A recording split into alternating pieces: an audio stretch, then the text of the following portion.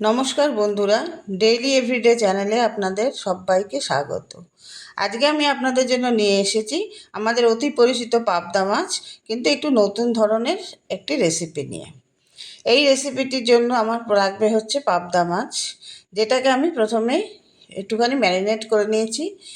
তার জন্য লাগছে নুন, হলুদ, একটু লঙ্কার গুঁড়ো আর কিছুটা সর্ষের তেল। এইগুলো সমস্ত উপকরণ দিয়ে আমি মাছটাকে খুব ভালোভাবে মেখে নেব। এমন করে মেখে নেব যাতে প্রত্যেকটা মশলা মাছের গায়ে সুন্দরভাবে লেগে যায়। এইভাবে মেখে নিলে মাছটার স্বাদও ভালো হয়, আর কাঁচা তেলটা দিলে যেহেতু আঁশবিহীন মাছ, পাবদা মাছ, তো তাতে একটু ছেটার সম্ভাবনাটাও অনেকটাই কম হয়। পাবদা মাছ তো আমাদের অতি পরিচিত মাছ, আমরা সবাই নানাভাবে খেয়ে থাকি, কিন্তু আমি আজকে যেভাবে রান্না করছি, তো এটাতে তেল মশলাটার পরিমাণও কম লাগবে, আর কিন্তু তাতে স্বাদটাও একটু অন্যরকম হবে, একটা টুইস্ট আছে, সেটা ক্রমশ প্রকাশ্য। এইভাবে মাছটাকে কিছুক্ষণ রেখে দিতে হবে। আর এখানে আমি নিচে একটা বেগুন, একটা বড় পেঁয়াজ, একটু কাঁচা লঙ্কা, কয়েক কোয়া রসুন, এগুলোকে আমি প্রত্যেকটা বেগুন বাদে সবগুলোকে কুচিয়ে কেটে নিয়েছি, আর বেগুনটা একটু লম্বাটে করে কেটে নিয়েছি। এবার দিয়ে নিয়েছি আমি কড়াইয়ে সর্ষের তেল, আর দিয়ে নিয়েছি কিছুটা নুন, কেননা তাহলে মাছগুলো গায়ে লেগে যায় না। তেলটা ভালো গরম হলে আমি মাছগুলোকে সুন্দর করে ভেজে নিয়েছি। আমি এখানে মাছগুলোকে ভালোভাবে ভেজে নিয়েছি, আর আমি এরকম ঢেকে ঢেকেই কিন্তু মাছটা ভেজেছি, কেননা তেল মাখানো বলে ছিটেছে কম, তবুও কিছুটা তো ছেটেই।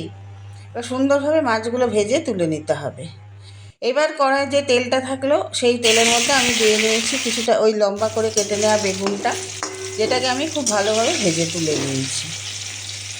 এবার এই বেগুন ভাজার যে অবশিষ্ট তেলটা থাকবে, তার মধ্যে দিয়ে নিয়েছি কিছুটা কালো জিরে ফোড়ন, আর কিছুটা রসুন কুচি আর কাঁচা লঙ্কা কুচি, তারপরে দিয়ে নিয়েছি পেঁয়াজ কুচি। এই দুটাকে ভালোভাবে ভাজতে ভাজতে এর মধ্যে দিয়ে নিয়েছি প্রয়োজন মতো নুন। এইবারে ভালোভাবে যখন এইগুলো ভাজা হয়ে যাবে, তখন আমি দিয়ে নিয়েছি কিছুটা জিরের গুঁড়ো, একটুখানি লঙ্কার গুঁড়ো আর হলুদ গুঁড়ো।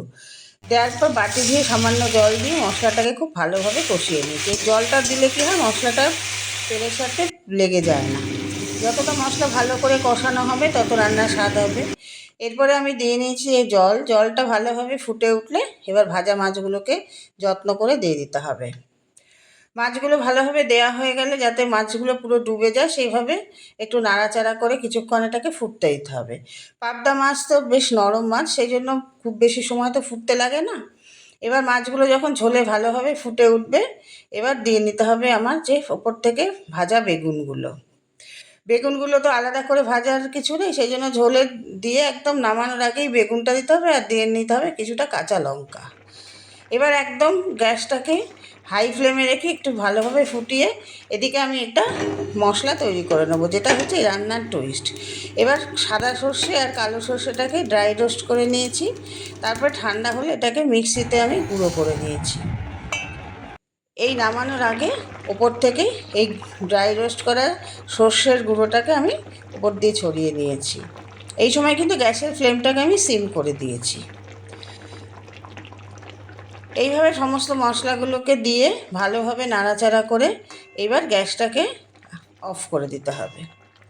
গ্যাসটাকে অফ করে দেওয়ার পর উপর থেকে দিয়ে নিতে হবে একটা পাতিলেবুর অর্ধেকটা পাতিলেবুর রস। এই রসটা যখন দেওয়া হবে তখন কিন্তু গ্যাসটা একদম অফ থাকবে। দেওয়ার পর বেশ রসটা দেওয়া হয়ে গেলে এবার গ্যাসটাকে অফ করে নিয়ে তার উপর দিয়ে ঢাকা দিয়ে কিছুক্ষণ স্ট্যান্ডিং টাইমে রেখে দিতে হবে। ব্যাস রেডি হয়ে গেল চেনা পাবদার একটা দুরন্ত স্বাদের মাছের ঝোল। এইভাবে আপনারা বানিয়ে দেখবেন, এটা যে কোনো গরম গরম ভাতে জমে যাবে।